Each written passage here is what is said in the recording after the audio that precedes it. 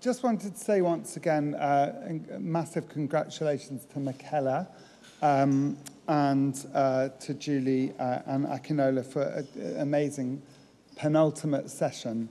But now we're on to the final session. And I'll just begin by saying that when I began conversations and asked Kerry if he would be up for making a big exhibition in London, and this was in 2017, just after Tate had acquired the London Bridge work. When he agreed, it was basically on the understanding that that he would also be making new work for the exhibition and a new series. And so when we started working at the Royal Academy, he chose a room on his site visit to London and decided to make a new series of works that became the 8 paintings that you see upstairs. And I had the great privilege of being able to sort of follow the gestation of these 8 works, seeing some of them in process in the studio, and to talk with him about it, and to commission Derby English, as I said before, to write the first major text about these new works. And it was very clear to me that the new works were looking at complex histories, and they demanded complex thinking of their audiences. And that's actually why I approached the Getty Research Institute with the idea of, having time in London during the time when the show was up for people to think together about these new paintings in the context of other histories, in the context of the rest of his art. And so that's how come we're finishing with this session called Kerry James Marshall, African Histories and the Transatlantic Slave Trade. It's an amazing panel, but I'm going to let its chair, Afua Hirsch, introduce the panel. So Afua is an author, a filmmaker, the professor of journalism at USC, and an amazing journalist whose columns in The Guardian I really love reading. She's also the presenter and host of Africa Rising that many of you will know on the BBC. And it's a great honor that you're here, and thank you so much for joining us. And I welcome you here to introduce the panel.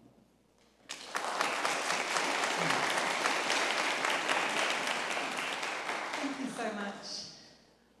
I'm still processing who's in the room and the fact that there is a space for us to really come together in conversation about these remarkable works. This feels like a really important panel. Thank you so much for joining us. We have excellent panelists for this session.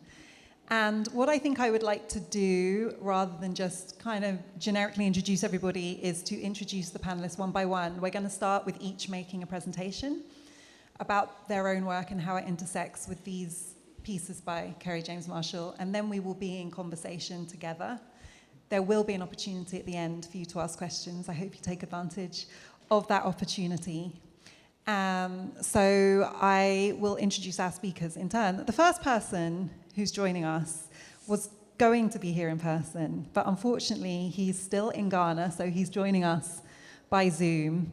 The reason that he couldn't come is ironic in the context of our conversations. The king is visiting Ghana, and as a result, people of lesser than royal rank are not able to get visas right now. So as we were saying earlier, thank God the empire is ancient history. Paul Ninson is the executive director of the Dickan Center and a scholar, curator, photographer, and cultural practitioner. Established in Accra, in Ghana, in 2022, Dickan stands as a visionary non-profit institution dedicated to shaping the next generation of Africa's creative leaders. And Paul is going to be talking to us about palaces of memory, reframing African histories through art and archives. So please welcome, via Zoom, Paul Ninson. Hello, everyone. Hi, Paul. Hi. Yes, I wish I would be there, but unfortunately, I can't be there. We understand, and we're so grateful to you for joining us by Zoom. So please, in your own time, give us your presentation. All right, I'm going to share my screen.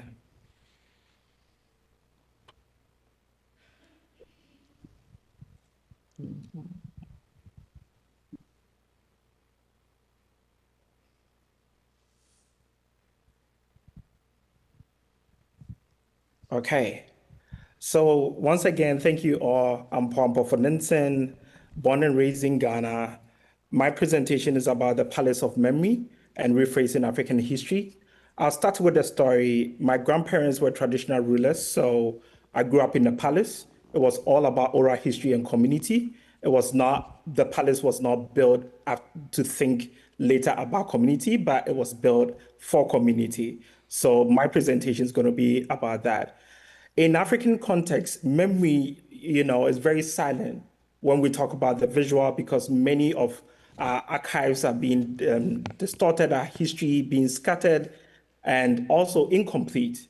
If it's not in dust, it's missing. And again, I was talk about my experience. So growing up, there was two schools, the school of my grandparents telling me about our culture, which is the Asante Kingdom, and then the school which was by my colonial masters, which was designed for us after colonization. My work and research begins with this silence and the crisis of the memories. So this crisis is deeper in many contexts. I remember going to New York in 2017. That was the first time I saw pictures of Kwame Nkrumah and pictures of my culture. So it's the same thing happening on the continent where archives are either scattered or when after independence, some of them were taken away or some of them were scattered, in many shape or forms. So these exist. When I moved back to Ghana, I noticed that many of these archives is not accessible to many of us and many of our education system. So this has been my research of finding out where are the memories, whether they are recorded or they are not. So I've done a bit of research about James' work, especially in works which illustrates his series about art, transforming silence into presence, and also the absence of the narrative, which is very resonant with me because when growing up, many of our books were lessons about Shakespeare and England, so I know a lot about England, but not much about my culture. We never visualize it. To go to US to find archives and history and story about your culture, sometimes it's very demeaning, So James' work really allows viewers to see the complexity of African history and also foster a deeper understanding of cultural memory and identity, even in the contemporary sense. And again, growing up, we can only visualize what my grandparents told us, but not in a sense as well.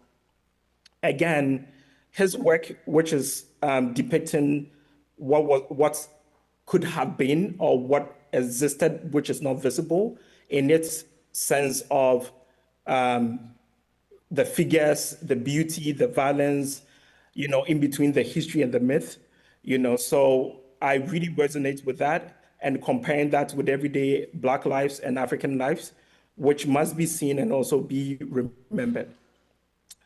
Again, why? Why is this important? From me, as a Ghanaian and African, it's important. These beaches, paintings of the beach and other works, really is just walking around Accra or walking around Cape Coast, where slave castles are, and see the normal daily lives. And so it really, really brings us, me, and many people have shown the pictures and his work too, of something that they never experienced or something that was forgotten or not accessible to us for various reasons. And this brings me back to the work of Decan. History is important to me. Names are important to me as a Ghanaian and African. So many of our institutions, our departments are named in our local dialect rather than in English. So Decan in our local dialect means take the lead. Take the lead for me is more of advocacy and also activism. So through the first work of Decan, which is 3 years ago, we started another institute within a department within Decan called Awo, which means the wise grandmother. We believe that the grandmother in our community is the custodian of our heritage. So we built this institution for that. Again, went further to talk about Ahenfie, which is the palace. We don't believe in foreign Western museums because of its structure. It doesn't serve community. It doesn't serve us and our story. So we bought this building. It's a 3-story building, which is dedicated to the palace incubation and then also the Awo Institute. Today, we digitize 15,000 archives a day. In a span of 1 year, we have over 35 million archives of politics, community, tribes, and everyday Ghana life, which we're making it accessible. So it brings me back to James' work, which now we are doing the same thing in the traditional sense of finding these archives, digitizing them, and bringing them back. The Ahenfie, which is a palace, not a museum, is also more to do with how do oral history, how do archives, how do community stories find its place in a place that is not gate kept, where collection means something different, where conservation means something different. So for us, that has been what we've done so far. Again, the Palace of Memory, as I said, we don't believe in Western Museum. The structure and the system and the knowledge is different. Community is a central part. So I'm not the curator. The curator is the group of people in the community that work together to create what should be shown and what should be seen. Again, talks about the system we are building here in Ghana. Restoring what was erased. Colonization, the effect of it, the impact of it is much of taking away many archives, many history, and even changing the history, because our education, senior high school, junior high school, was built by the British. So for example, we were studying religious and moral education rather than studying history. So we have been really investing in the infrastructure of memory, restoring all these archives and oral history, videos, and context to make it visible and use that as a system to, educate people. So again, in the last 1 year, we built a strong digitization system and preservation systems as well. We also are very cautious about the memory workers and memory system building. So we have a staff of 42, all of them young people, training and building that to support the memory preservation work we are doing. So it doesn't end there. We believe in building an African-centered institution. Again, I'll go back to why oral histories of my grandparents were not in my classroom. Why in the universities, archives are not available in our research. Why are we still studying about Queen Elizabeth and British system rather than studying about our community and local system? So we have journalism program, we have curatorial program, we have writers program.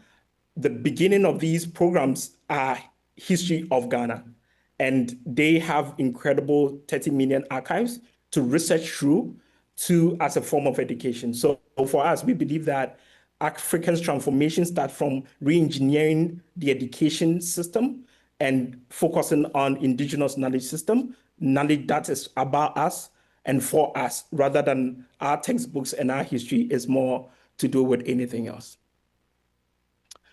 Again, I refer back to James' work.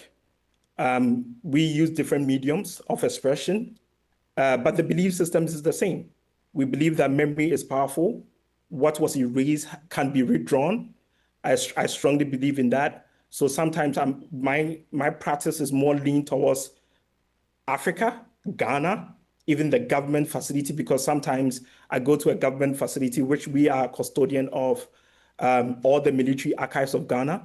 And you have many archives which are sitting in basement. We have a large collection of colonial records. We have a large collection of slave castles records as well. And for me, these archives, memory records can be brought back, right? So that is the work I see myself and the team working on. And it's the same thing in different mediums, in the different expression.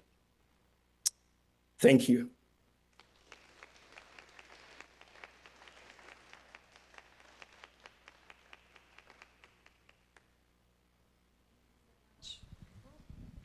Can you still hear me? Yeah.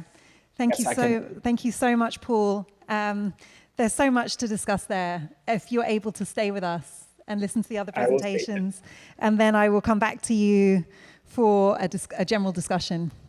But thank you very much. I can see that everyone has a lot to think about from your work and your presentation. Next, I am delighted to introduce Dr. Igor Simões. Do you want to come up?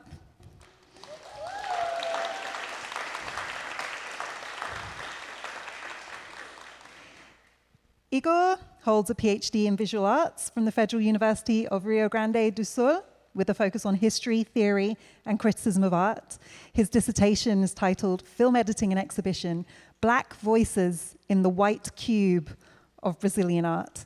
And he is currently an associate professor at the State University of Rio Grande do Sul, teaching courses in history, theory, and criticism of art, as well as being guest professor at the PhD program of the Rio de Janeiro State University. He's an incredibly experienced curator, and I'm really excited to hear what you have to say. And you're going to speak to us about paths for an Ahenfie art. I hope to be very fluent in that language by the end of this session. So another round of applause for Igor. Thank you so much. Guys, good evening. First, I need to say thank you. You are here in the last session, in this rainy Friday evening. You are brave. Thank you so much for being here. It is a privilege to be here among such remarkable colleagues to celebrate the work of Kerry James Marshall. Wait, how are you past my slides? It's in the front. Okay. Oh, okay. Now, okay.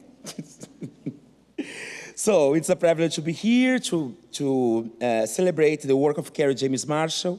I extend my deep gratitude to the Royal Academy, to Mark Godfrey and Nikita Kwarshi for this extraordinary exhibition, to the Getty Research Institute, through Keraology and the African American Initiatives, and to the Getty Foundation's Connecting Art Histories program, which was essential for me, helping me in creating spaces for debate on Black art produced beyond the Anglophone world, especially in Brazil.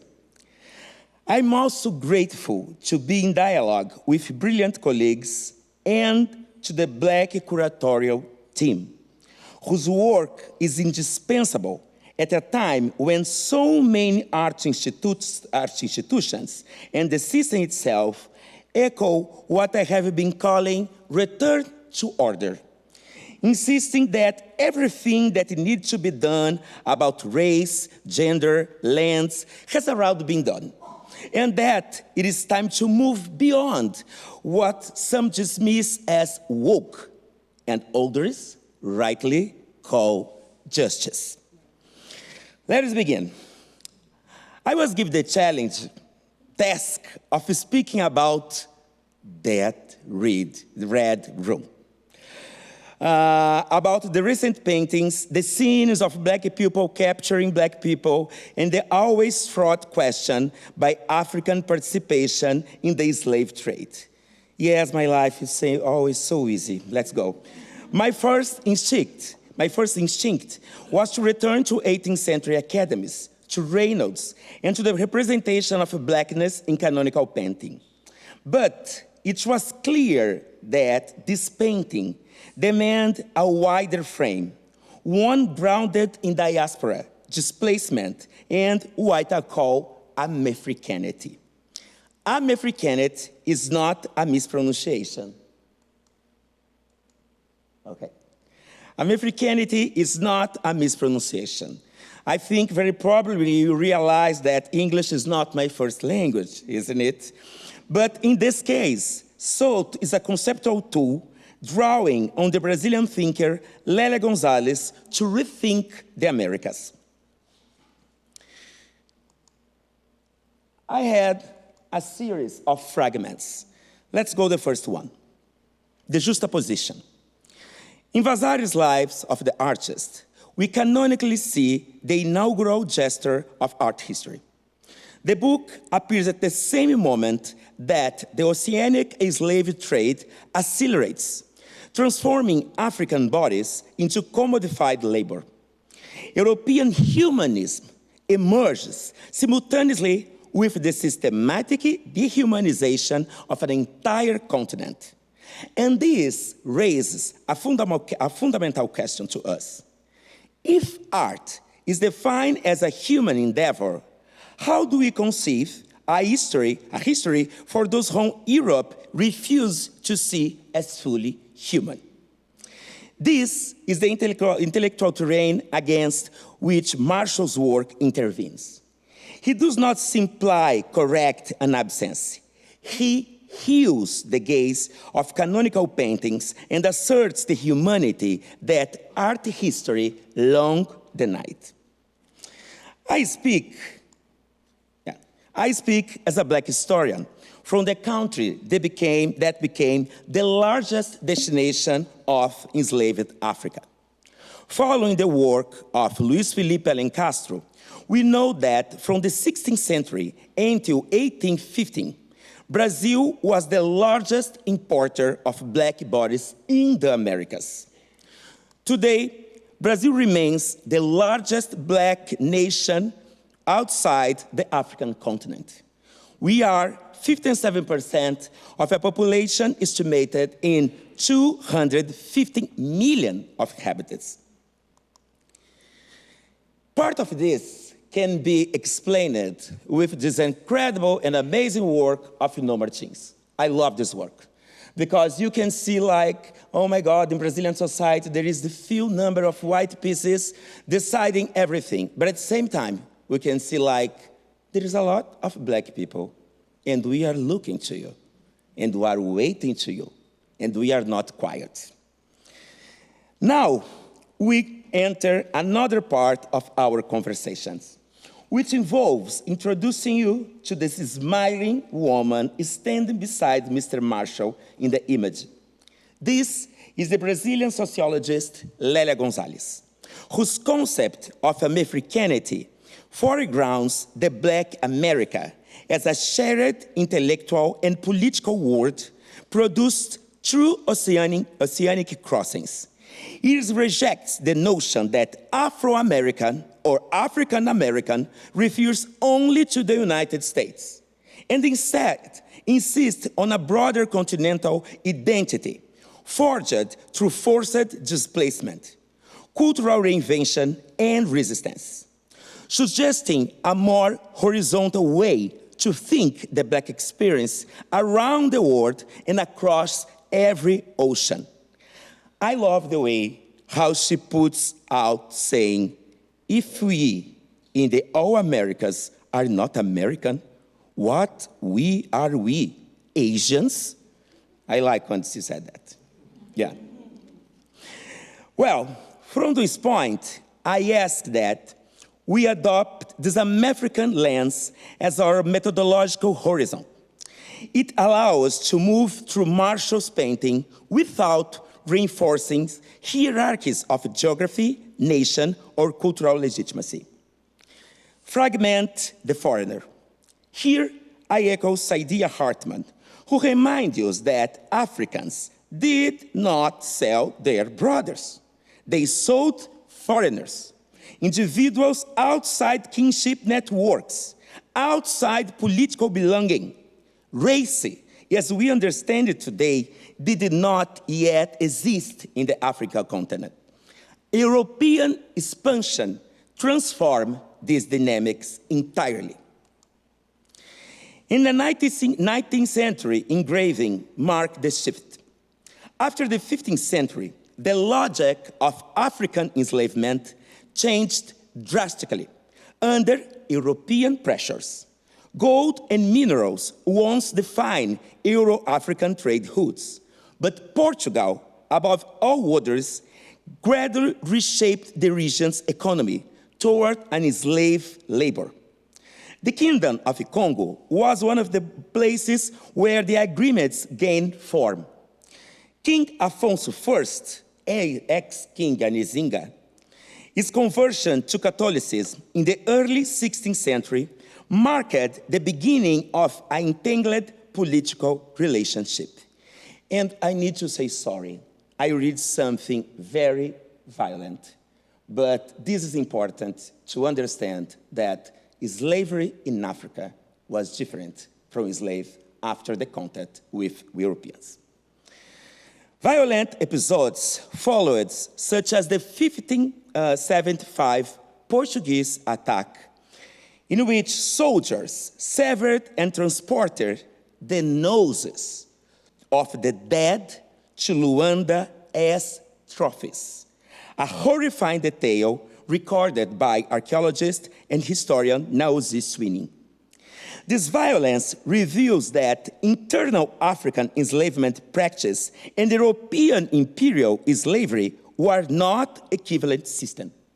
The scale, meaning, and brutality of European expansion fundamentally altered the region and its ruler. Acknowledging this distinction is not a legal defense of African actors. It is an analytical tool, a necessity. Next fragment, the allegory. The Cameroonian philosopher Achille Mbembe writes that the modern war was built upon a founding dualism, one justified through myths of racial superiority. Canonical art played a central role in constructing those myths, offering visual confirmation of Europe as the seat of reason, civilization, and universal humanity. Consider the William Blake engraved produced of Stedman's narrative. William Blake was, of course, an abolitionist. The image remains entangled in the contradictions of Europe. But Europe, supported by Africa and Americas, exceeds the status of image and rises within the perspective I propose here, as proof of a project that achieved its aims. Now let's talk about our place, the Royal Academy. Let us not forget that Mr. Marshall paintings are presented here at the Royal Academy. We cannot set this context aside. The institution was founded in the heart of 18th century beliefs about the inferiority of blackness. Enlightenment aesthetics is structured around metaphors of light, clarity, whiteness. Sir Joshua Reynolds, the founder, portrait of George IV, exhibited here in I'm speaking in Portuguese, in 1787, shows precisely this aesthetic logic. The painting exhibited in these very institutions, it is a statement about the place of blackness, not only in the 18th century, but within the academy itself. Stripped of almost all humanity, there is no conceivable space for this boy to lift his body and produce art. Blackness is the darkness that illuminates the white bodies and the rosed cheeks. In such a structure, the black subject cannot rise, cannot represent, cannot produce art. For me, all this is the frame through which the new Marshall's paintings enter the room. And let's go to about Oluda. And it is in the 18th century that we encounter Oluda Ekiano, kidnapped at age 11, whose life unfolded against the backdrop of European territorial expansion, war, the War of 7 Years, and the relentless demand for enslaved labor. In the paintings of Equiano's captures, the man and the woman who seize him are responding to a European-created demand, an unprecedented market that transformed local practice. They act within a system that did not originate with them, but engulfed them. This brings me to a crucial point. Let us shift this debate to any painting that depicts a battle scene. There we see white people killing white people. Yet, when these paintings are displayed in an exhibition, we do not respond with the same reaction we are having seeing this. Why? Minimal 2 reasons. First, because we interpret it as the battle of one country, one empire, one people against another, the foreigner. Second, because we do not refer to them as brother killing brothers. For a simple reason, we do not racialize them. We behave as if they were not white people killing white people. And even when we acknowledge it, their presumed superiority, superior humanity, shields them from the kinds of questions we are confronting here today. But, and every black people here know that, when an ethically wrong act is committed by black subjects, it becomes a site of uniquely intense scrutiny. There and now. This asymmetry is global. It aids on all of us, on all Americans. As we reach the end, I want to draw a fragment, no, it's here, a fragment from Raul, and juxtapose, yes, with the series White Kings of Africa. From the former, I want to highlight this small fragment. Enslavement and colonization do not occur only externally. They enslave and attempt to domesticate, sweeten, and discipline subjectivities.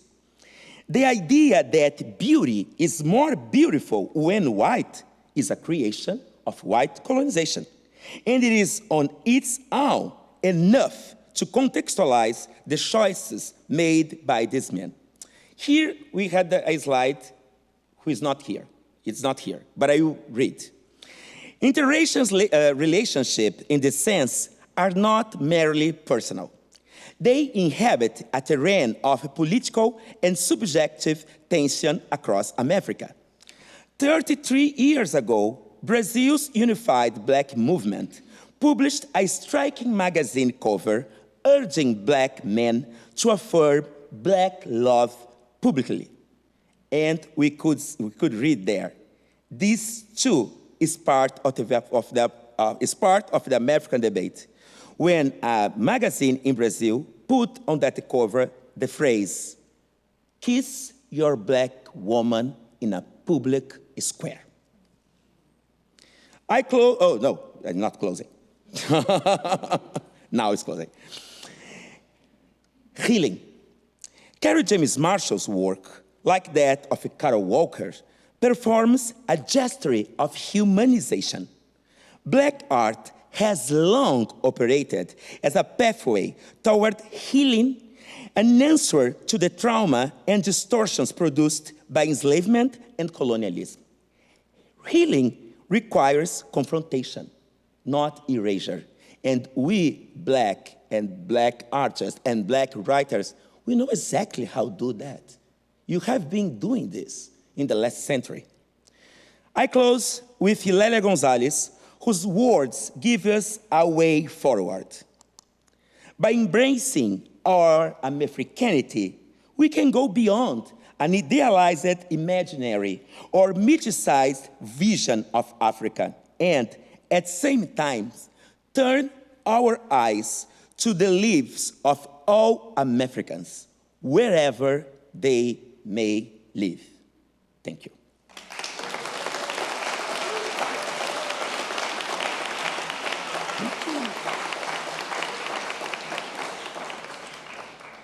Thank you so much, Igor. So much to talk about. We have one more presentation before we start to discuss all of these really important ideas and reflections, and we are going out on this part with a bang because I'm thrilled to introduce Dr. Nathaniel, Adam, Tobias, Coleman. Would you come up Nathaniel. Thank you so much. Nathaniel is a historian of abolitionist ideas, currently research fellow at the University of Birmingham, and reparation coordinator for Quakers in Britain. Their recent work includes Make Slavery Great Again. I'm sure we'll be hearing more about that. And Undoing 2007, Preparing for 2038.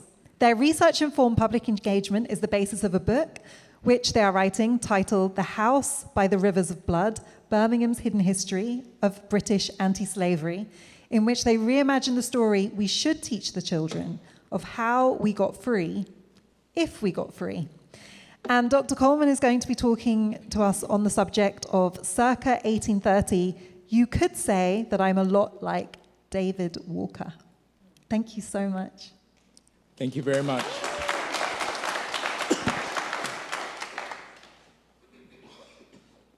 My remarks will be in 3 parts. Part 1, David Walker. Part 2, You Could Say That I'm a Lot Like. And part 3, circa 1830. Part 1, David Walker. The Royal Academy show, according to the Guardian newspaper, is his biggest ever in Europe. And yet it is not Kerry James Marshall's European first. A decade ago, during Marshall's retrospective exhibition in Copenhagen in Denmark, an exhibition both branded with and opened by the painting titled Believed to be a Portrait of David Walker, circa 1830, Marshall gave to an interviewer the following statement of similarity. He said there was something wrong with that. In a way, I say the same thing, that everybody is represented at the table or represented in the museum. We don't see a world that's like that yet. And so, to the degree that I'm invested in making that equality a reality, you could say that I'm a lot like David Walker. Who was this David Walker? According to the information panel, the owner of a used clothes store in Boston, Walker sewed copies of his appeal to the colored citizens of the world into the lining of jackets. If Walker's jacket seems outside, Mark Godfrey observes, it's because of the legend that he smuggled copies of the appeal into the South in his clothing. In fact, as Walker's intellectual biographer Peter Hinks explains, Walker relied upon several strategies to introduce the work into the South. The most important were sailors, overland travelers, and the US Postal Service. To deliver the work to individuals Walker had decided would be receptive to his message. And what was Walker's message? What was Walker's motivation? Walker was woke, and he wrote to wake black folk up.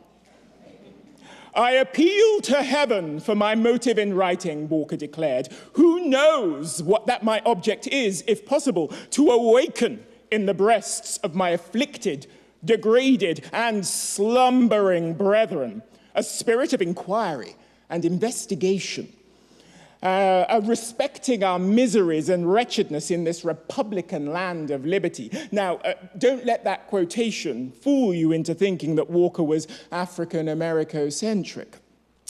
It is an unshaken and forever immovable fact that your full glory and happiness, as well as all other colored people under heaven, shall never be fully consummated, but with the entire emancipation of your enslaved brethren all over the world. In the Royal Academy exhibition, the portrait of David Walker is paired and hung in symmetry with the portrait of Nat Turner. According to Hinks, the impulse to create a direct connection between Turner and Walker has been so strong that commentators, even at the time of the Southampton Revolt in the state of Virginia in August 1831, could not resist it. To be fair, Walker's text does appear to provide Turner with a blueprint for action. Do you suppose one man of good sense and learning would submit himself, his father, his mother, his wife, children, to be slaves to a wretched man like himself, who, instead of compensating for him for his labors, chains, handcuffs, and beats him and his family almost to death, leaving life enough in them, however, to work for and call him master? No. He would cut his devilish throat from ear to ear, and well do the slaveholders know that. And here I think we come to the real reason for white fear of black woke. Waking people up has a purpose. Listen to Walker. For colored people to acquire learning in this country makes tyrants quake and tremble on their sandy, one might say orange, foundation. Why? They know that their infernal deeds of cruelty will be made known to the world. The bare name of educating the colored people scares our cruel oppressors almost to death.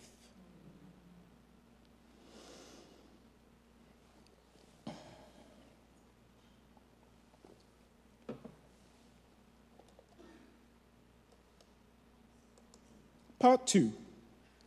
You could say that I'm a lot like. When looking at 6 for 1, Mark Godfrey invites us to notice the extravagant celebrations, and Darby English invites us to notice the special praise heaped upon and the ceremonial dressing of a horse, which, newly obtained, is still having its mane braided and its hooves tasseled, presumably traded for 6 humans, says Godfrey. The horse represents, says English, a bargain. This, we are told by the Royal Academy, is a history painting, a visual artwork that teaches us what happened in the past. But what are the sources for this history? That is, a story about the past that is spun. You see, history relies upon sources, primary sources and secondary sources. Primary sources are produced in the room where it happened. Secondary sources are produced in some other room where what happened in the primary sources is by others interpreted. According to Darby English, Kerry James Marshall relies upon 2 secondary sources, each of which relies upon a different primary source. One set of sources is specific to the painting 6 for 1. The other, second set of sources, is general to the newly commissioned paintings that purport to revisit Africa. Take the more general sources. A major touchstone for Marshall's consideration of black participants in the slavery business are the Congolese King Alfonso I's many communications, English tells us, in at least 24 official letters to the kings of Portugal about the activities around conversion and commerce. One letter of particular interest to Marshall is a notorious letter from the Congo ruler Alfonso to João III of Portugal. For Alfonso's letters, English tells us, see Basil Davidson, The African Past. Now here, Basil Davidson, writing in 1964, is the secondary source. And the primary source is King Alfonso, writing in 1526. Take the more specific sources. Marshall devised, English tells us, 6 for 1, by imaginatively extrapolating from a line in a slaveholder's journal that stood out to him. The journal line that stirred Marshall to make this painting reads, "They used to give 12 men for 1 horse. Now they only want to give 6.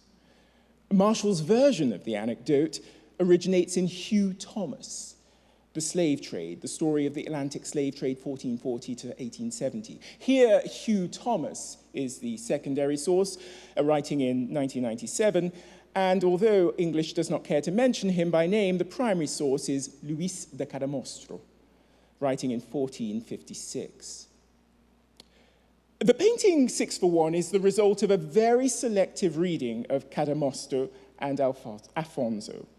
For in each text, alongside any reference to Africans enslaving fellow Africans, we also find, if we care to look for it, African abolitionism.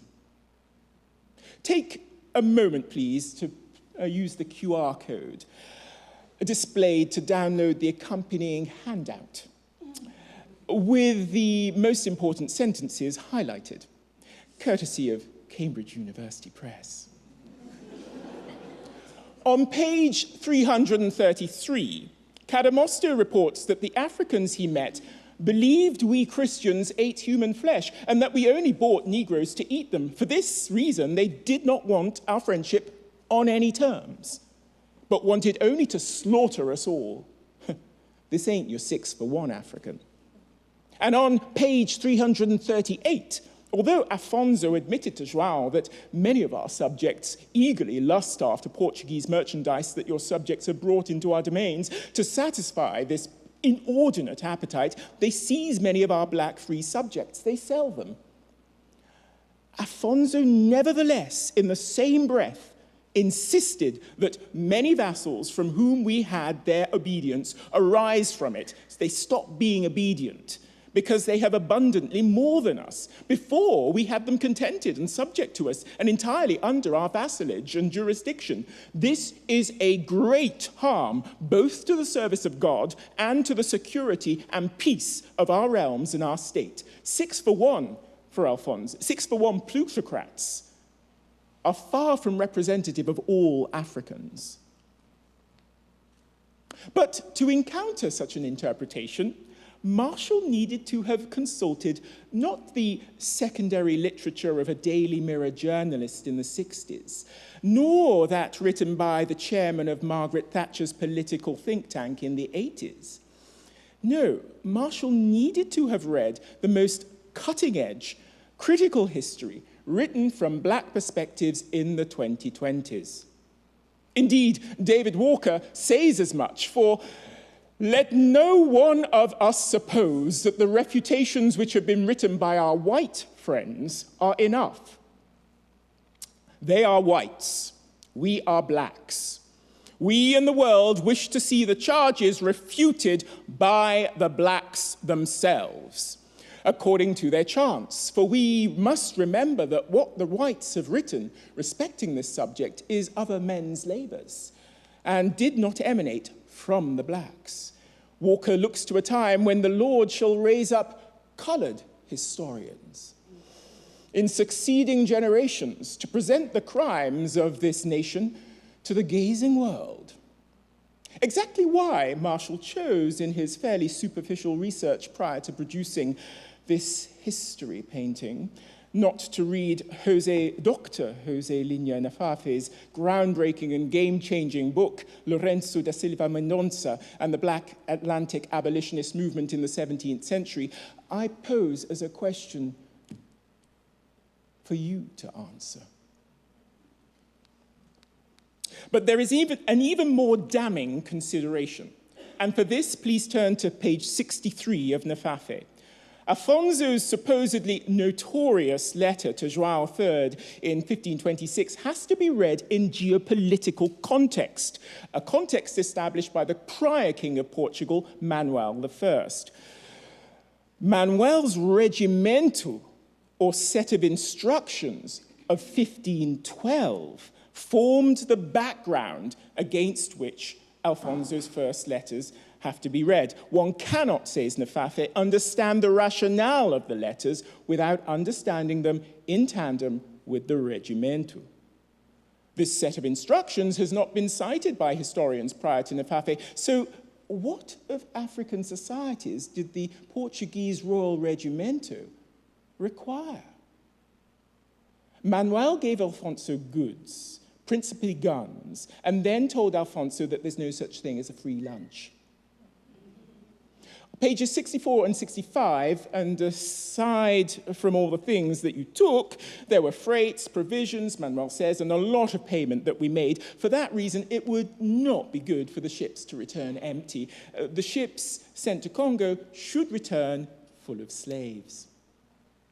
Nafafe's penetrating interpretation of these primary sources is summed up by David Walker.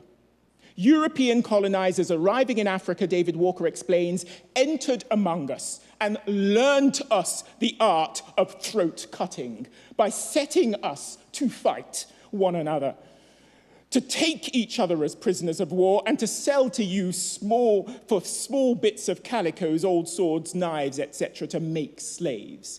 According to Walker, European colonizers arriving in Africa bribed the best colored person in the country to sell his brethren for a trifling sum of money.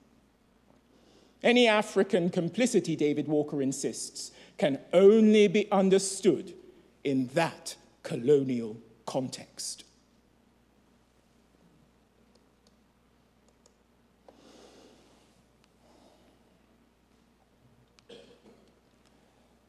Part 3, circa 1830. Perhaps Walker has been neglected because there appears to be little evidence that his appeal to black folks was successful.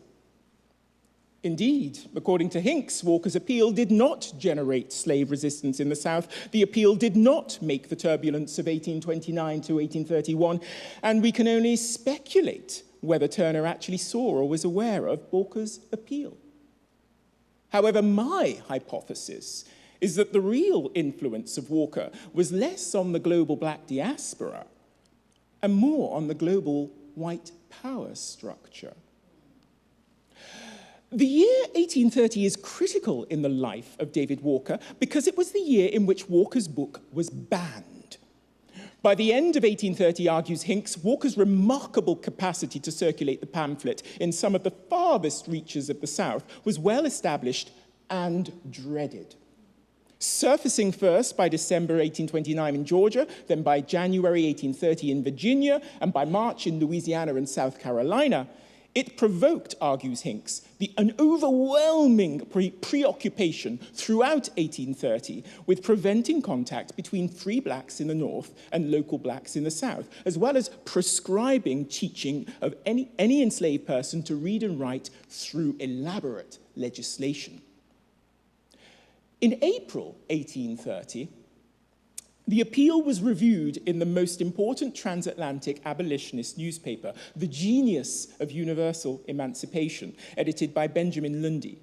Although the white abolitionist reviewer condemned the black abolitionist book, they could not help but remark that a more bold, daring, inflammatory publication perhaps never issued from the press in any country. Lundy, interestingly enough, had a unique relationship with the founder of the British women's anti-slavery movement. He was the first to publish most of Elizabeth Hayrick's works, which appeared in his newspaper in November 1825, January 1826, and, crucially, August 1830. The Female Society for Birmingham, West Bromwich, Wednesbury, Walsall, and their respective neighborhoods for the relief of British Negro slaves would become the largest, the longest-lasting, and the most politically influential women's anti-slavery society in the world. Hayrick became one of its district treasurers, and in April 1830, at a meeting on the 5th anniversary of its founding, the Birmingham Female Society, anxious not to compromise their own principles, decisively threatened to withhold major funding from the London Gentlemen's Anti-Slavery Society until it was willing to give up the word gradual in its title. 7 weeks after receiving this threat, the Committee of the London-based Society for the Mitigation and Gradual Abolition of Slavery resolved that the terms mitigation and gradual abolition should be dropped from the Society's title and that their aim should be the entire abolition of slavery. According to my hypothesis, British white folks shifted gear from a slogan of end slavery later to a slogan of end slavery now, precisely because they were motivated by what Dr. Claudius Fergus has called the dread of insurrection. In the words of Walker, your destruction is at hand and will be speedily consummated unless you repent. Will you wait until we shall, under God, and to obtain our liberty by the crushing arm of power? And this T-shirt, emblazoned with the phrase, "a real freedom fighter," with an image of David Walker, was produced around circa 2007. For Britain, the year 2007 was significant as the bicentenary of the parliamentary abolition of the so-called slave trade. And yet the legacy of that national celebration finds itself under heavy scrutiny. Indeed, perhaps Walker was one of the first to criticize the abolition of the so-called slave trade in 1807. For Walker describes the so-called slave trade as repugnant to the laws of this country, which prohibit the importation of slaves, which act was indeed more through apprehension than humanity.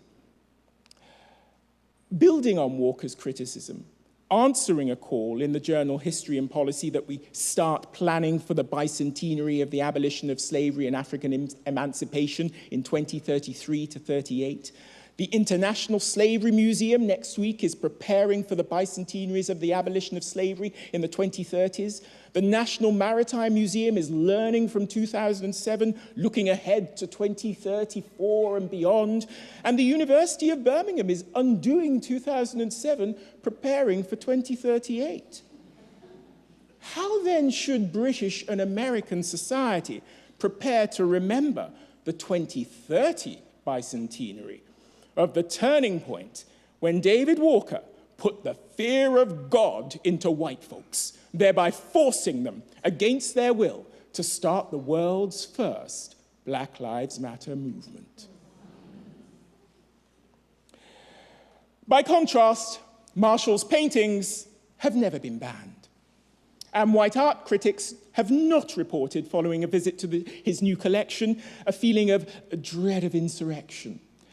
Quite the opposite. At a time when CARICOM, the African Union, and the Commonwealth heads of government are of one voice that reparation is a conversation whose time has come. Marshall's new paintings, revisiting Africa, are, for the white establishment, a comfort. Far from waking anyone up, in 6 for 1, Marshall is lulling white folks back to sleep. "Shall we keep slumbering on?" asked Walker. Marshall is certainly correct to have identified Walker as a real freedom fighter. However, in this perhaps valiantly, yet ultimately vainly attempted comparison between one author and one artist, it turns out that this particular artist looks not a lot, indeed, not at all, like this particular author. And in the final reckoning, given the fascist conjuncture at which we find ourselves, this lack of similarity is so much the worse for this artist.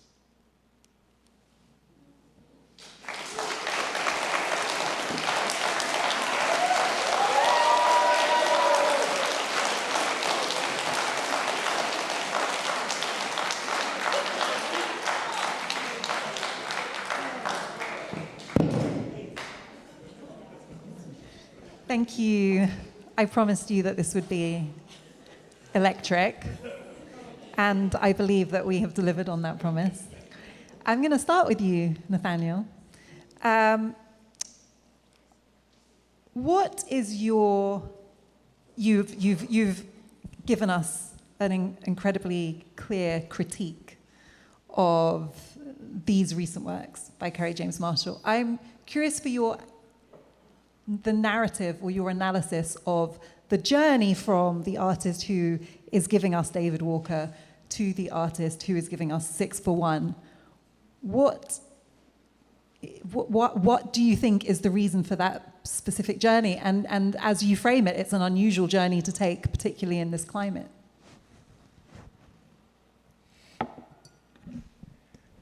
Thank you for the question. Mm-hmm.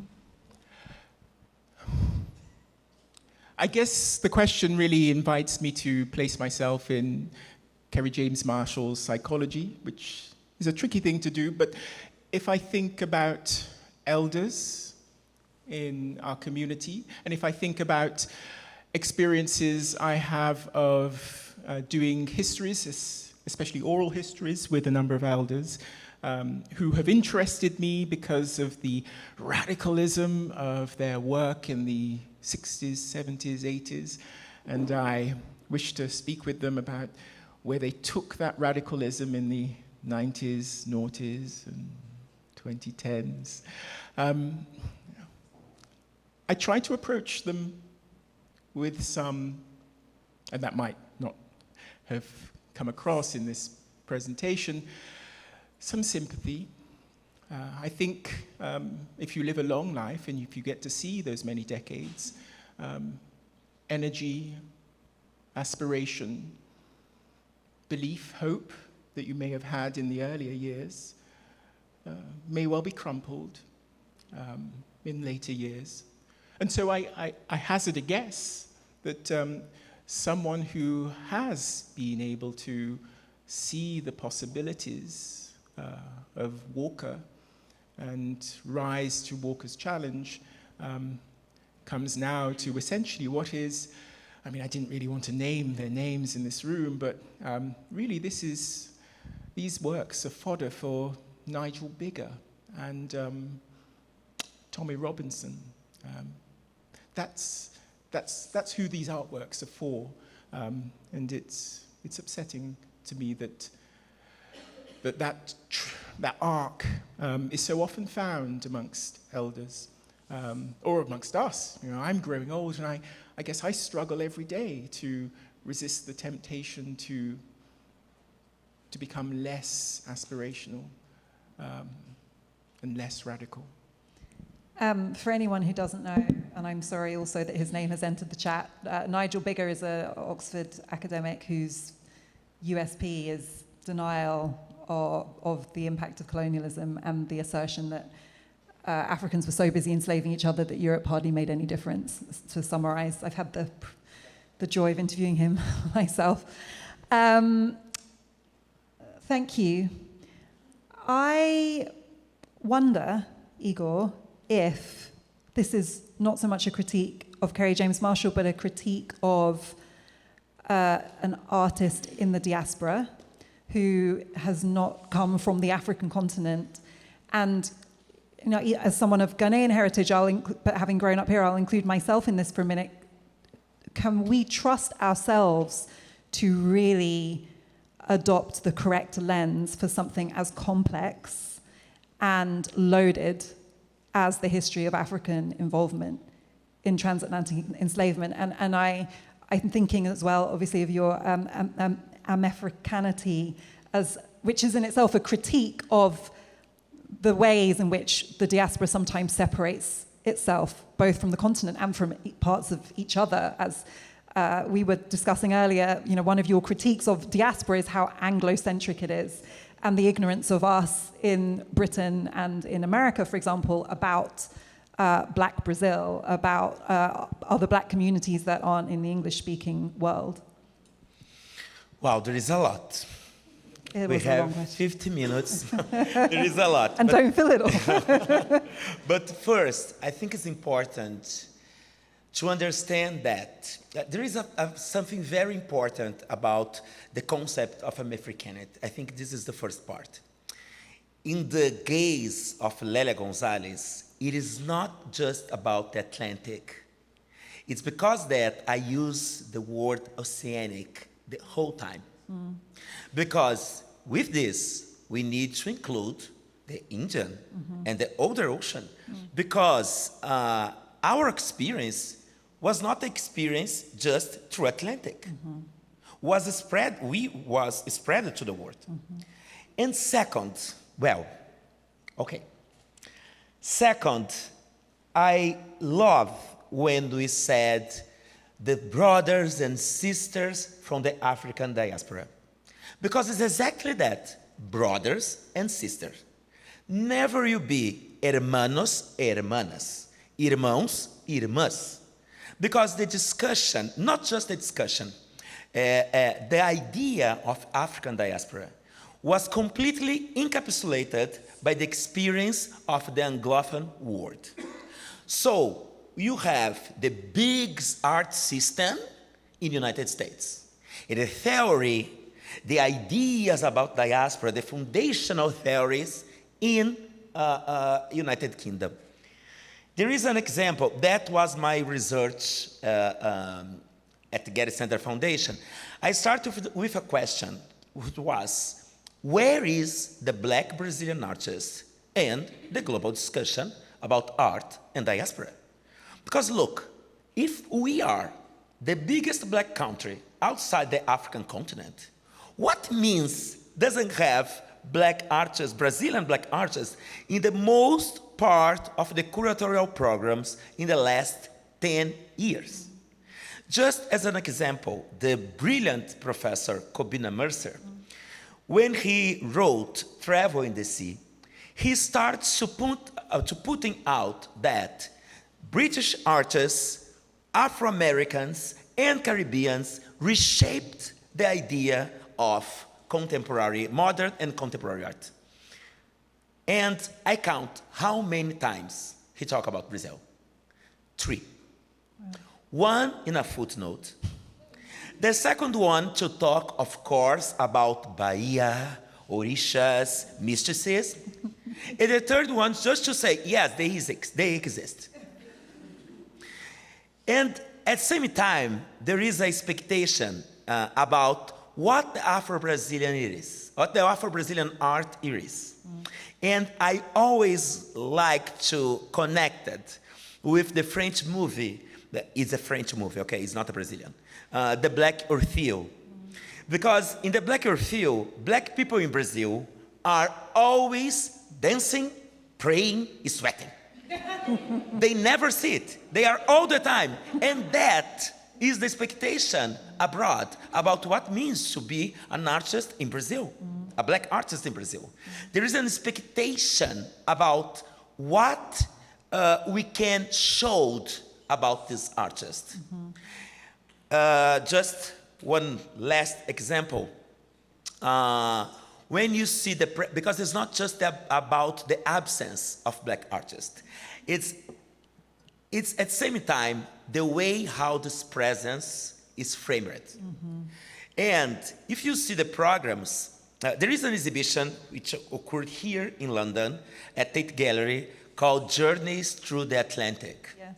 And the exhibition had the goal to create this gathering, this big view of the Atlantic art.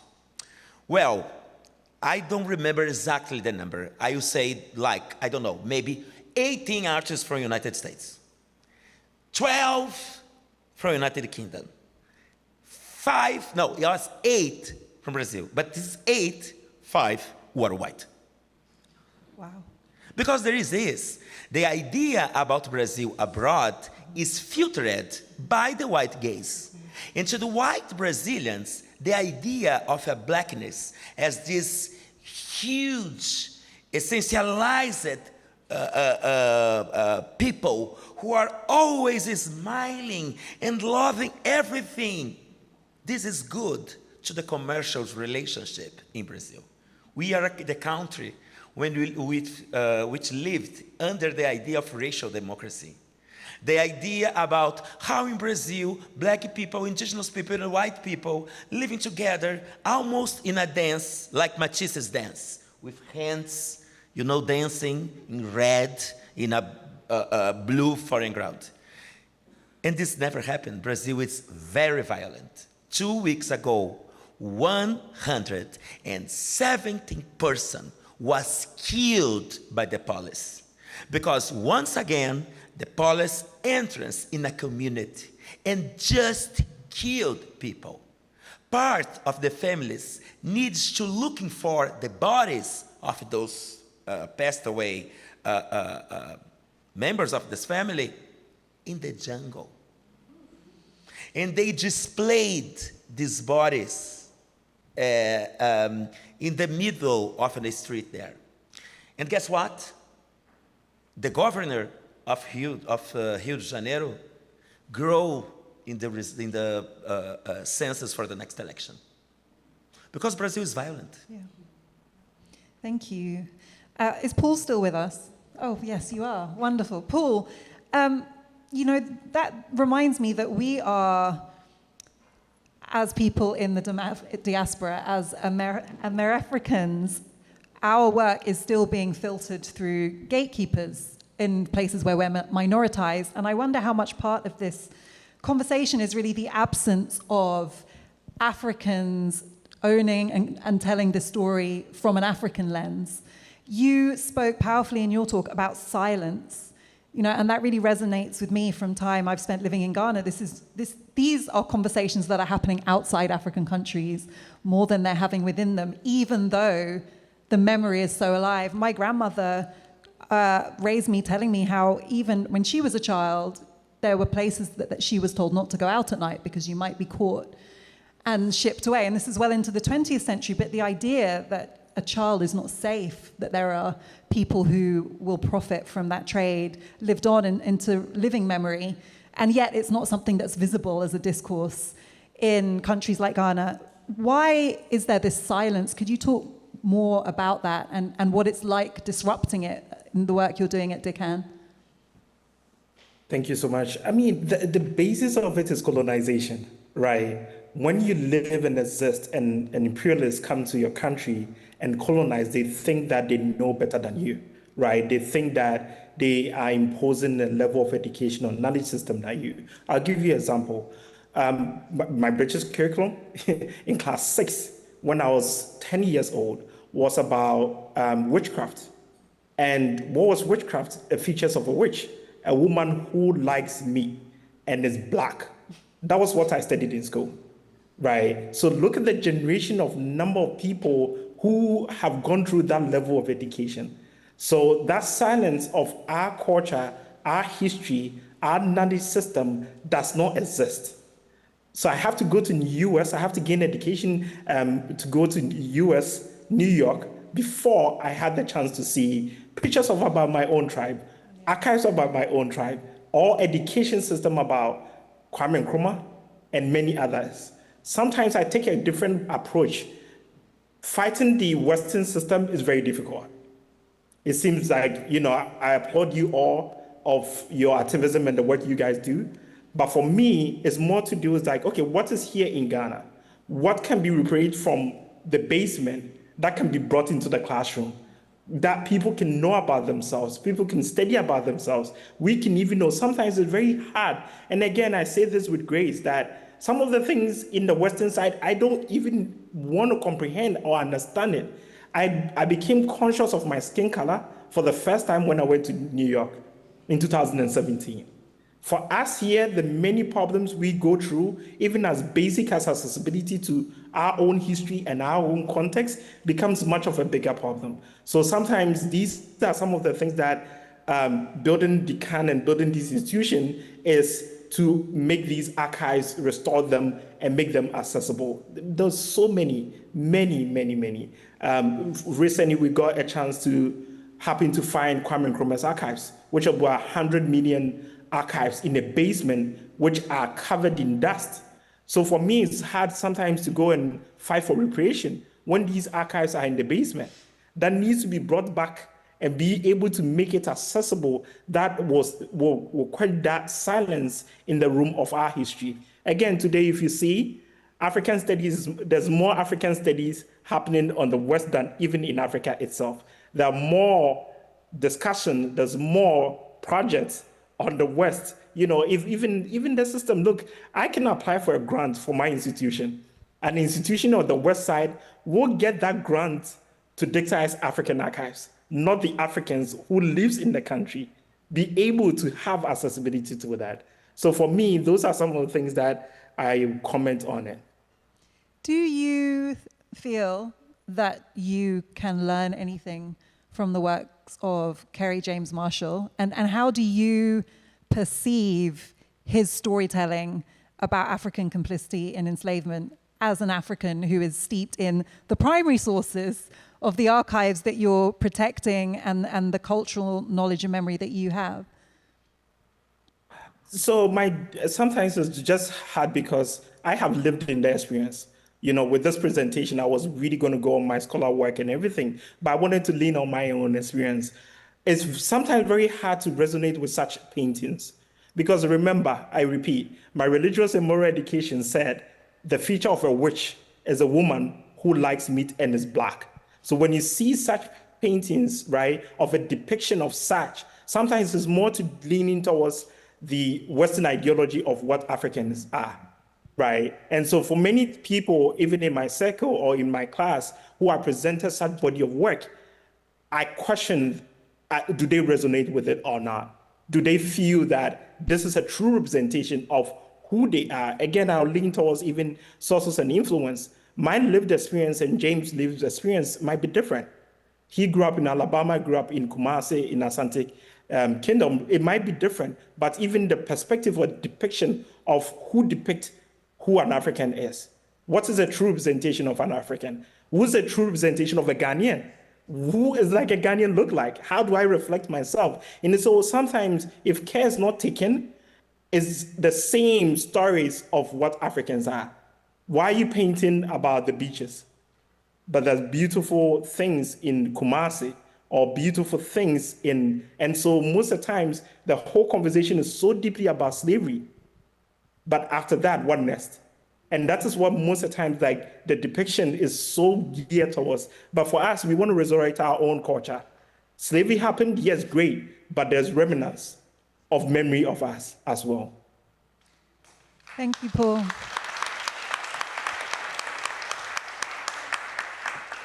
It really resonates with me, Paul, how you're decentering Western institutions by doing this work in countries like Ghana. But for those of us who are here in these institutions, I just want to ask about the academy.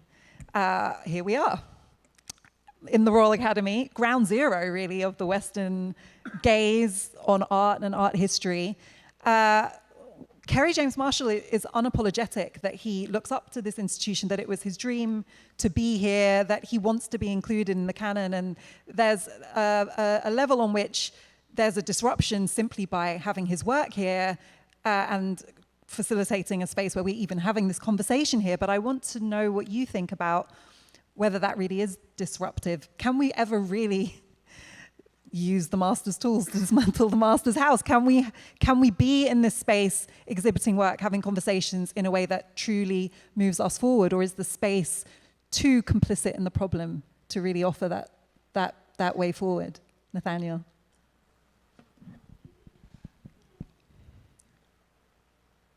This is Kerry James Marshall's biggest exhibition in Europe. It's a retrospective over his lifetime's work. It was only possible, made available now. What is it about this moment that made it possible for Kerry James Marshall to get into the Royal Academy? I understand that conversations began before 2020, but the deal was clinched in 2021. So we're in the post-2020 moment, and recording stopped. Ominous. Zoom has views. Zoom has views. That's a wrap. So we're in the post. You went too far. We're in the post-2020 moment, and this opportunity is suddenly opened up. Kerry James Marshall has a demand and a choice. His demand is, I will do this exhibition only if I can do, or you commission from me, I'm not sure which, a set of new artworks that really are the pièce de résistance of this new exhibition. And his choice is to do those artworks on how Africans enslaved themselves, ourselves.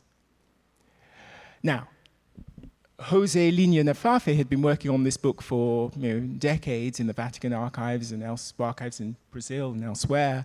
This book came out in 2022. Jose Linha Nafafe had a choice post-2020 as to what to do. We all had a choice post-2020 as to what to do with our energies now that we knew what was possible and now that we knew what was required. I really think we have to ask, why did, of all the choices that Kerry could have made in the wake of 2020, why that choice? Whom does it serve? Thank you. Igor. Well, as an art historian, I can perfectly understand Mr. Marshall. When you study art, you in a colonized country, and United States, they forgot sometimes, but they are a colonial, okay? And, but in colonized country, we start to learn about art with this canon, of course.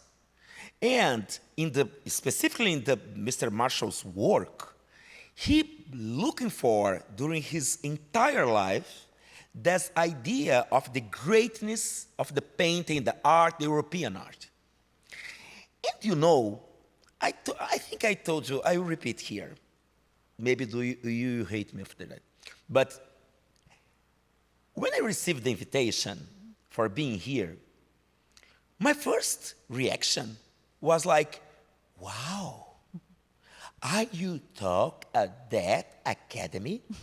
Sir Joshua Reynolds Academy? 18th century, how many times I showed my classes of exhibition the same wall full of artworks organized by historical paintings, genres. That was my first feeling, like, wow, man, you are good. But then, this is like when we visit museums here. I will use this example, the Louvre. If you study your entire life about that images, when you see that images, it's not about to know something new. It's recognized something in person that you saw for your entire life.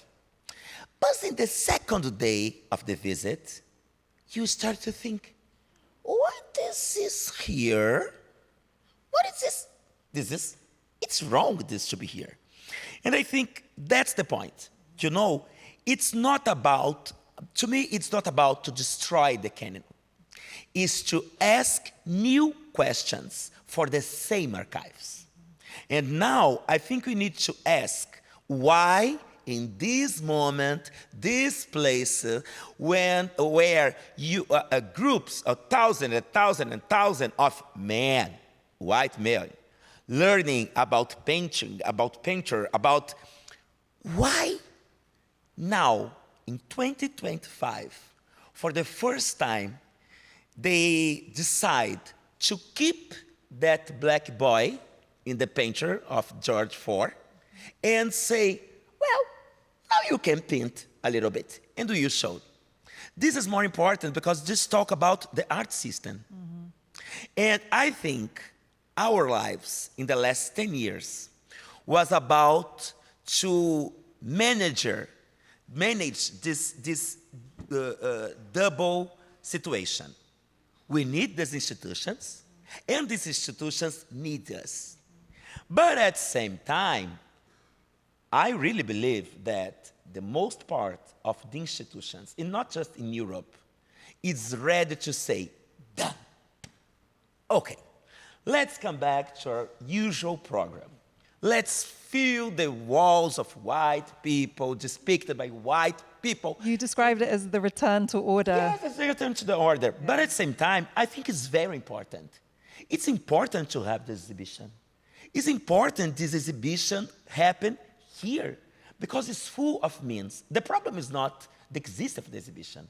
We need to celebrate this exhibition. The problem is just see the exhibition through a white gaze. I can celebrate it at the same time. See this like, 3 centuries after. Okay, let's see. Thank you, Igor. I promised you time for questions. We don't have a lot of time, but I would love to take a few questions. Please keep them brief if you can. You could... Sorry. It's just something very important. Hold that thought. I don't know where she is, where Alia is there.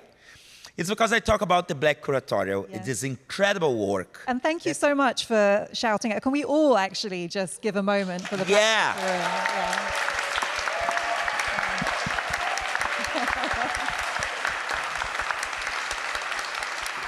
This would not have been possible and would never have happened without Alia. I don't know how many arms this woman had. I know. And how many lives. She was the entire time in the whole places. Thank you so much, Alia. You are amazing, my dear. Amazing. And I don't know about, you showed up for the Royal Academy. I showed up for Alia, so thank you. Thank you. Was that what you wanted to add? Yes. I'm so glad you did that. Thank you very much. Okay, questions. Yeah, and I'll take as many as I can if you're able to keep them brief. Hi, thanks. Yeah, you can. There's a roving mic, actually. One on each side. There you go.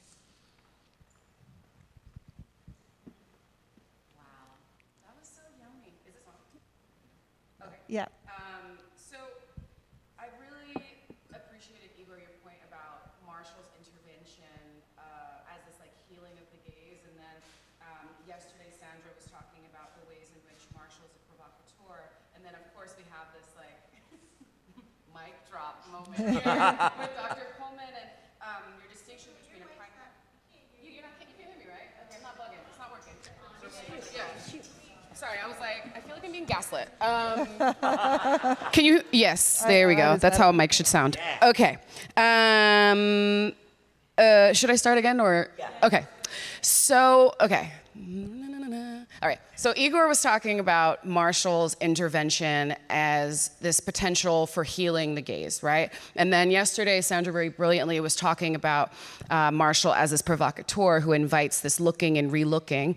And then we have this third query of, what does culpability look like? How do we think about a primary source, a secondary source? And I just wonder, Dr. Coleman, if you could speak a bit more about not necessarily what our duty or responsibility is, because I don't know that it's like on Black people necessarily or on artists necessarily, but I wonder how you might think or implore us to strategize better about the ways in which we're telling stories now. Because of course, we want to heal or provoke, we want to present, but we want to move forward. What might that look like for artists today? What is, not maybe hope, I don't know, I should have gone second. But I just wonder for yourself what maybe you would want to see more of or want people to have in the back of their mind as they're bringing these things into places like the Academy.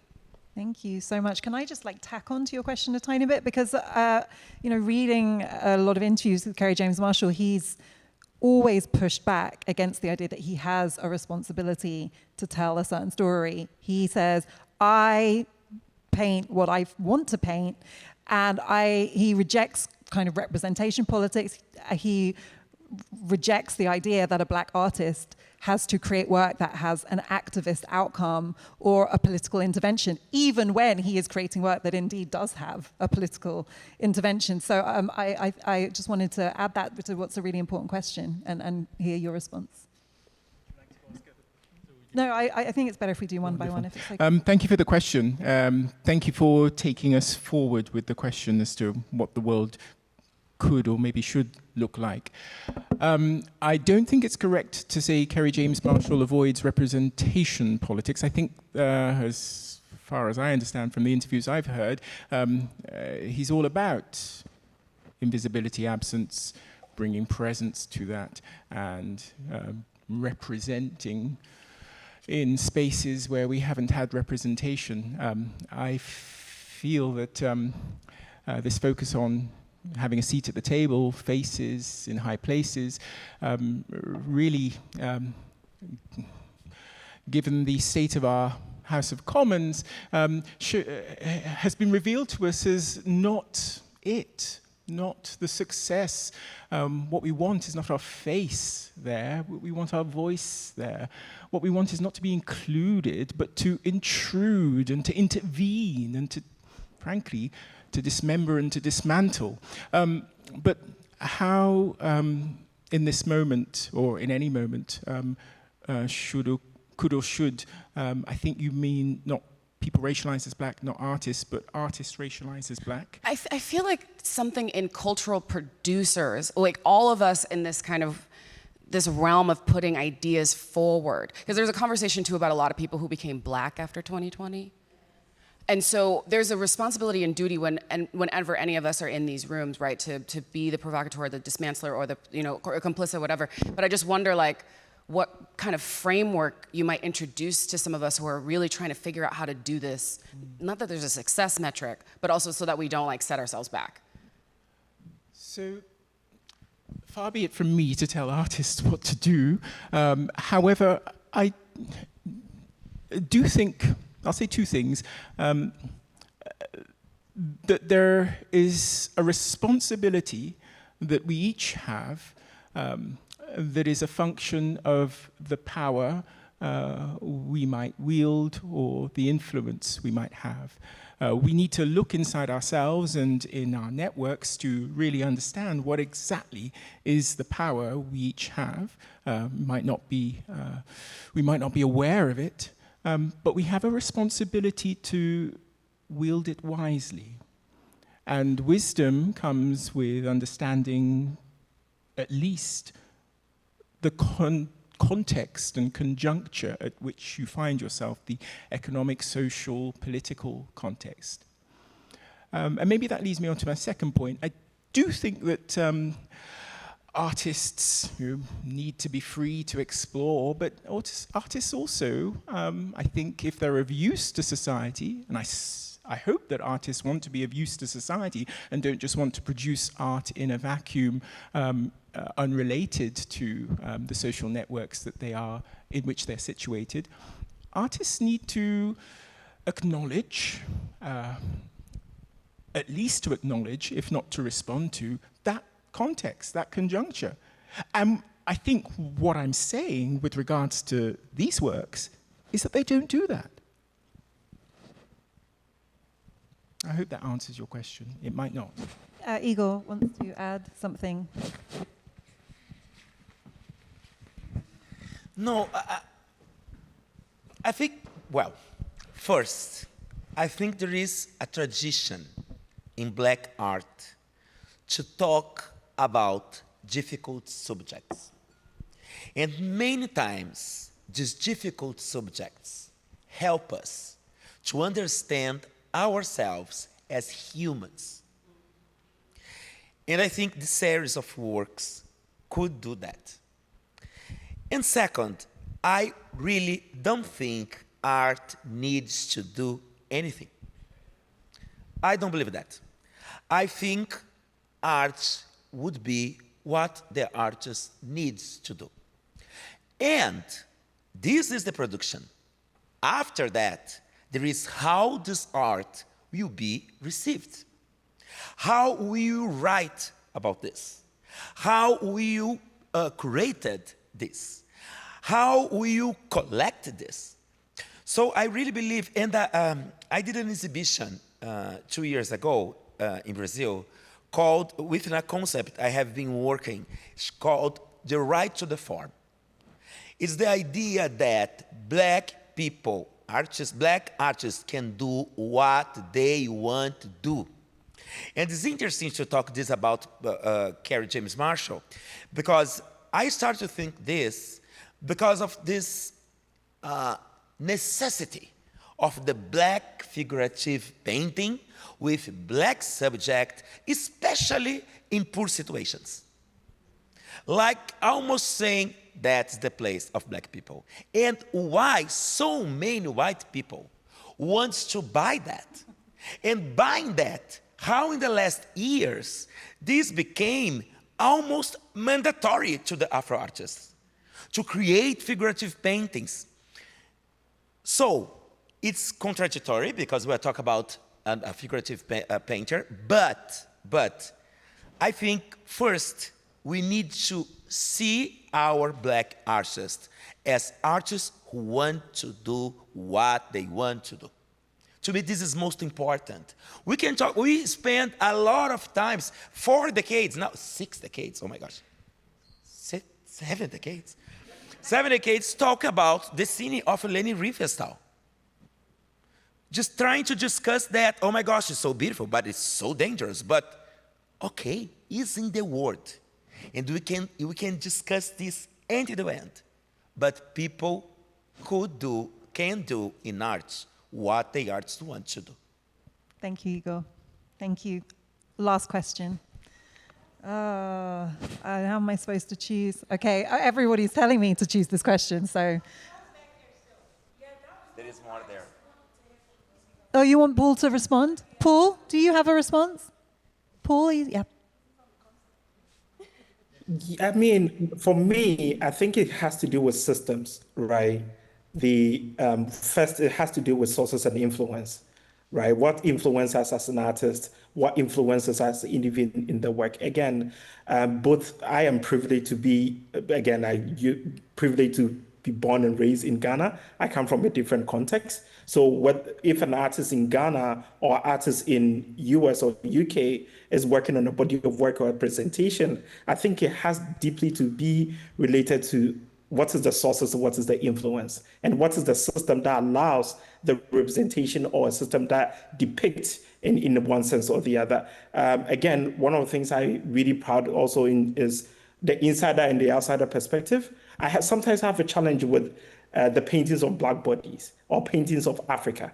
What is the painting of Africa? What is the painting of the Western, right? In a deep sense. So for me, I think that my only advice to any artist doing a body of work or any artist expressing, it doesn't have to be someone representing one thing or the other, but someone who's truly representing his sources or influence in one way. Yeah.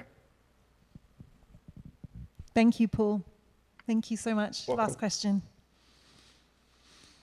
Yes. Thank you.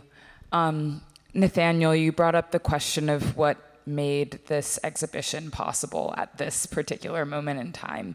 And I've been thinking, like, since I was invited to participate in this and, for some time about the question of Black figuration, the politics of Black figuration in this particular moment. And there was, of course, quite a boom in Black figuration in the market in the post-2020 moment. That boom has since become a bit of a bust, at least in the States. And, 3 years ago, if you were in Chelsea or downtown going around galleries, most of the Black shows were figurative shows. Now there's barely any Black shows in either of those places. So anyways, but I wanted to ask the question of what to do with Kerry James Marshall as a figurative painter in this moment following that efflorescence and then kind of diminuendo in the kind of status and purchase of Black figurative painting, and also particularly someone, I forget who said it, but these white people buying Black figurative painting, just what to do with that in the context of this convening. Thank you.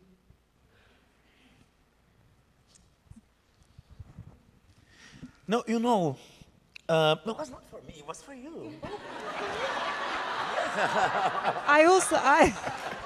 If you guys need time to think, I have a question for Paul as well, related to this question. So, shall I bring him in? Paul, I thank you so much for that question, and it reminds me of what I wanted to ask you following your last answer, which is that artists on the African continent are not immune from these pressures either, because there's a huge demand for figurative paintings, particularly from Nigerian and Ghanaian artists, primarily from white people who have the money to buy art that's increasingly becoming appreciating in value.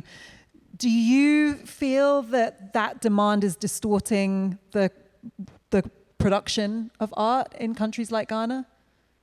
Yes, 100%.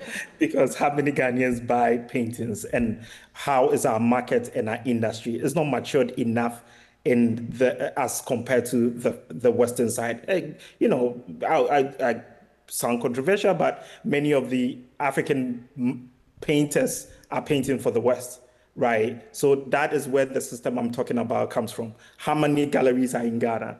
How many auction houses are in Ghana? How many universities or institutions studying these work are in Ghana? So for me, I think it's just a mass production of what will sell. And I also remember one of the panels saying about the scarcity and the economic factors induced in the art system, right? So for me, I think that, yes, 100%, many of my dear brothers and sisters here on the continent works might not. I would say one artist who I'm very close with, I'll say about 90% of his paintings are bought outside. So why is demand, right? Why would he pay for the market in Africa when the market is not well to sustain his craft, sustain his work? So he would rather pay to please that level. So sometimes I'm surprised when I see my dear friends paint. I'm like, are you an African? Like, what's happening here? Like, wow.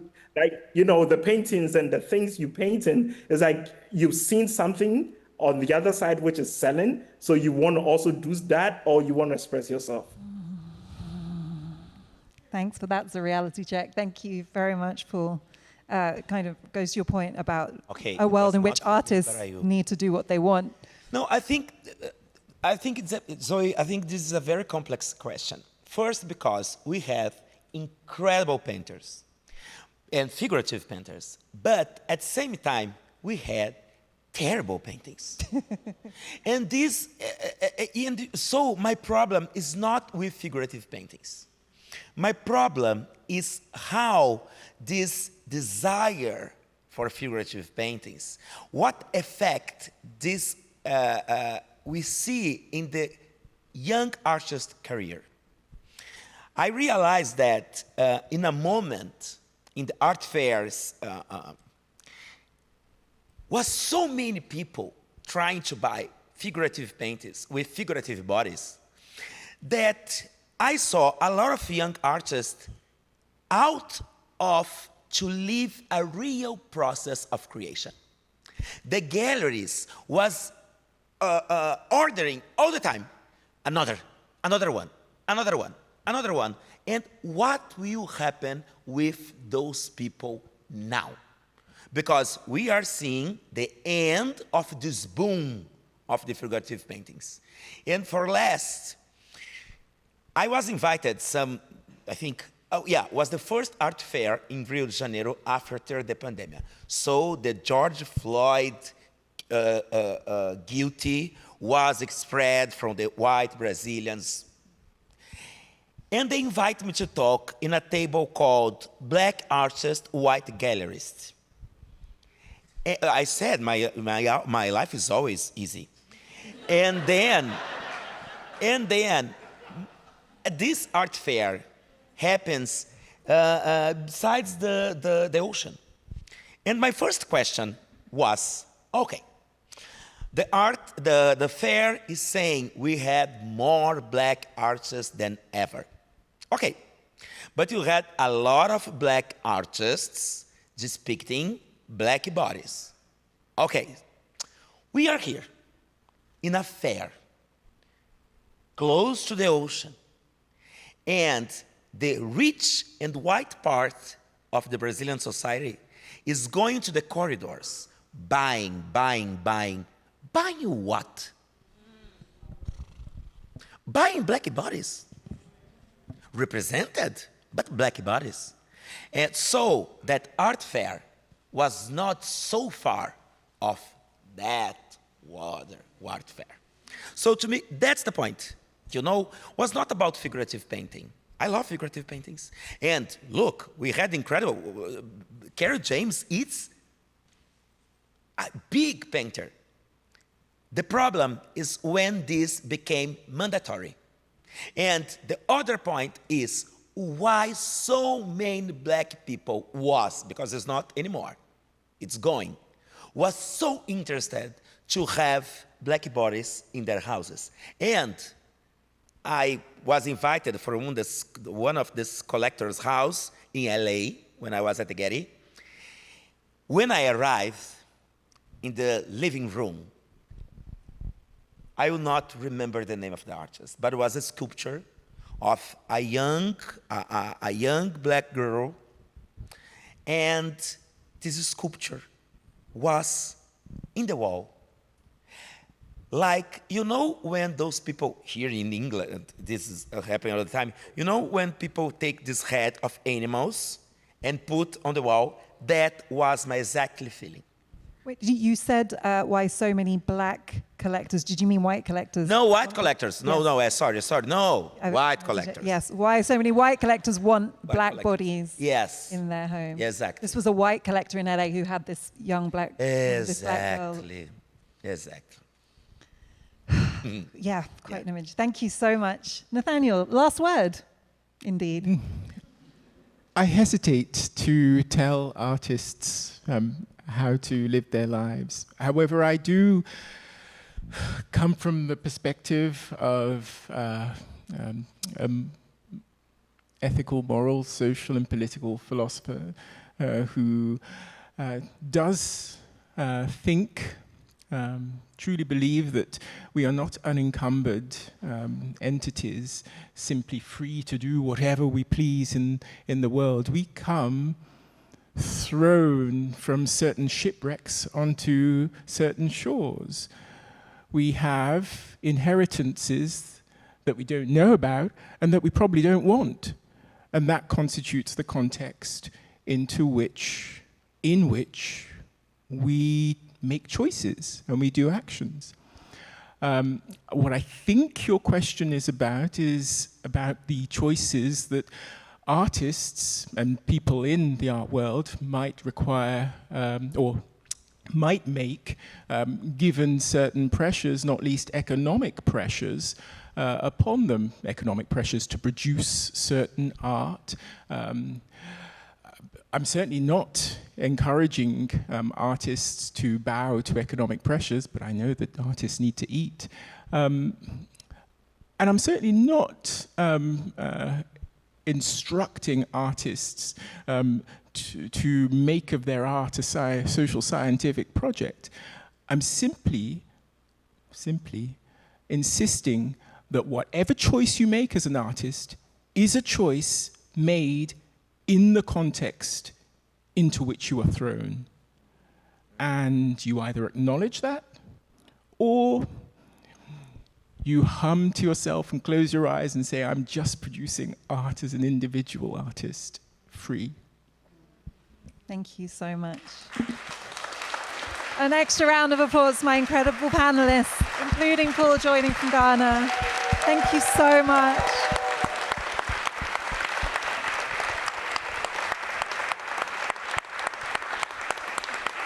And I'm going to hand over to the incomparable Alia to close.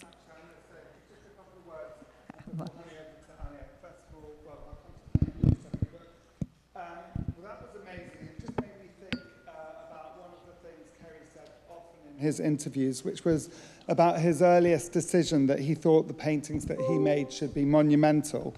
And often, you know, we think about that, and the reason for doing that was so that they would take space in museums where paintings of the subjects that he's made didn't used to take space.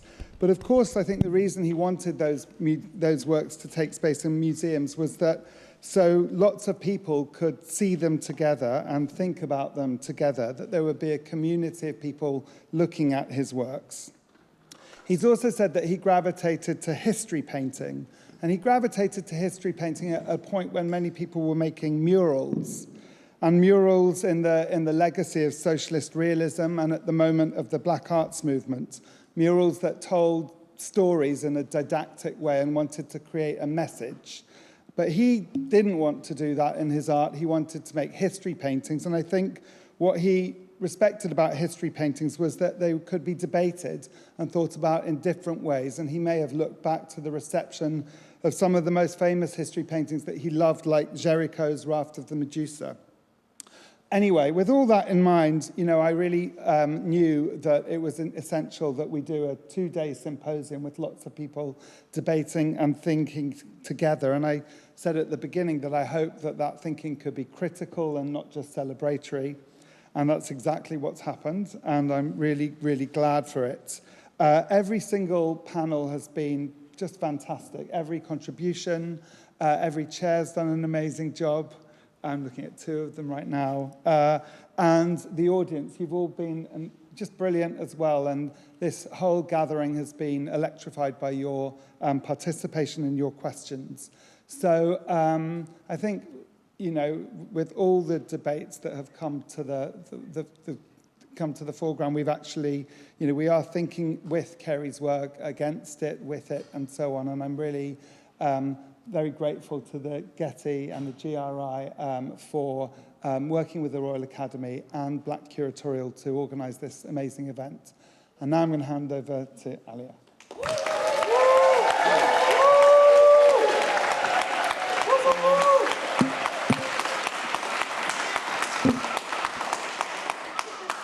Bismillah. I guess you could say welcome to the cookout. I just want to say a couple thank yous, and then I will share some reflection words of what we've all experienced collectively over the past 2 days. So thank you to everyone involved. Thank you to everyone for coming over the past 2 days. Thank you to Mark Godfrey for initiating this symposium, to Nikita for your rigor and your devotion in all things, including this programming. You are a star.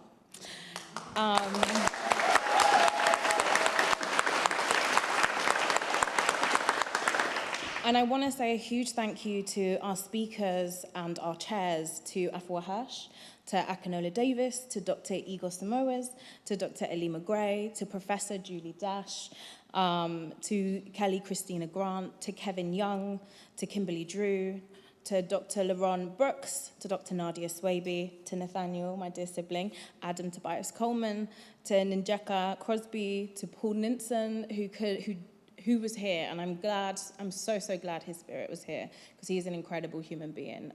Follow his work. He is an icon. Thank you to Dr. Sampara Aranke, to the incredible Sandra Jackson-Dumont. Thank you to Dr. Tamar Garb, to Zoe Hopkins, to Makala. And thank you to the Royal Academy of Arts team for helping get all of this together, especially Kira, Katie, Jamie, and Liam. Thank you.